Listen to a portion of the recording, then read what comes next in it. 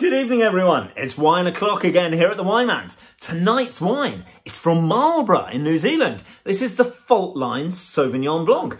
And this is a new one for me because I've had the previous Fault Line made by Alana McGettigan, but this one is made by Megan Simmons. So I'm really looking forward to tasting this. This is the 2019 vintage, and in this video, we're going to taste this cheeky little number. I'm also going to tell you a little bit about the Fault Line. So let's start with the Fault Line. Where did it get the name from? So New Zealand has its fair share of earthquakes, it has to be said. So in 1848, it had quite a major one where the actual earth shifted about 8 meters horizontally. That's a huge shift.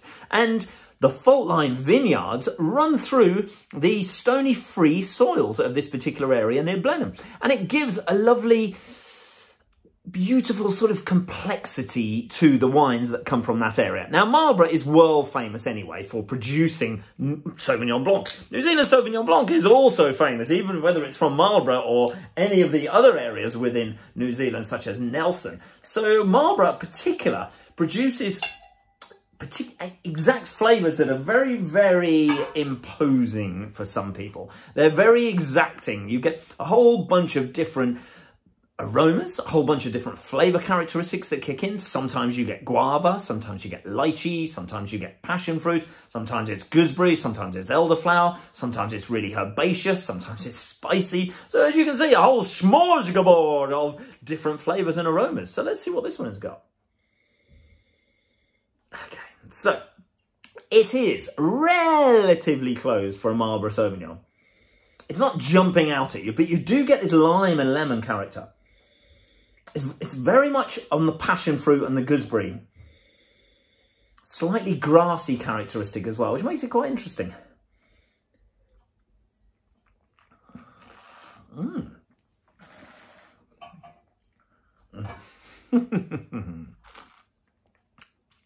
Okay, so the acidity, whang, way, hits you straight away.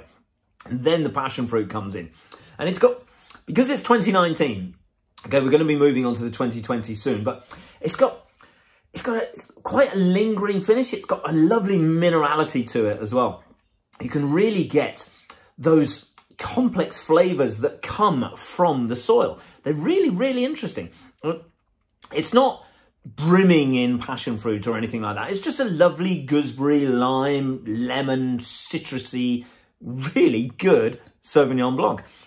Now, this is one that is bulk imported. So there's going to be a bit of a problem with bulk imported wines, and I'll explain the differences with that. So this particular one goes to Germany, then it gets bottled in Germany. There's an awful lot of bulk wine that comes over to the UK, and it's bottled in the UK, and then it's distributed. And Australia and New Zealand are two of the big countries that export an awful lot of bulk wine. So if you can imagine, it trundles in these enormous containers, then it gets bottled in the bottling plants, and then it gets distributed to the various different countries. And because of this big Brexit problem that we've got in the UK, there's all sorts of problems that are going to be happening with the labels and the barcodes. And this is going to kick in well, it has actually kicked in because the deadline has passed, which means that this wine could be in very short supply very soon. And then, will we get any more? Who knows? Till this bloody Brexit debacle is sorted out and the government decide what the hell's going on and Europe decide what the hell is going on, this wine could be gone by Christmas. And then all of the mass-produced bulk Australian wines, bulk Chilean wines, bulk Argentinian wines, all the bulk wines that are bottled in the UK and Germany and various other countries, say goodbye to them all. So I recommend you get some Fault Line 2019 while you still can, before it's all gone. Cheers.